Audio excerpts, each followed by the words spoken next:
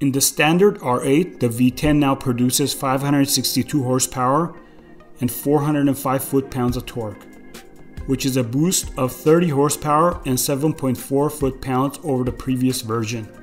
The updated power plant gets the coupe to 62 miles per hour in 3.4 seconds or 3.5 seconds for the convertible. The hardtop can achieve top speed of 201 miles per hour or 200 miles per hour for the convertible. The Audi R8 V10 Performance Quattro and its 5.2 liter V10 now produce 612 horsepower and 427 foot-pounds of torque, an increase of 9 horsepower and 14.7 pounds of torque. The more potent power plant gets the coupe to 62 miles per hour in 3.1 seconds and 3.2 seconds for the Spyder. In addition, the hardtop can reach 205 miles per hour or 204 for the convertible. The engineers also tweaked the R8 suspension technology. For example, the Drive Select dynamic handling system has more distinct separation between the driver modes. And there are 3 new settings for the R8 V10 Performance Quattro: dry, wet, and snow. Revisions to the stability control programming also let the top model brake to a stop from 62 miles per hour in 4.9 feet less distance and 16.4 feet shorter from 124 miles per hour. The updated R8 will go on sale in Europe in the first quarter of 2019.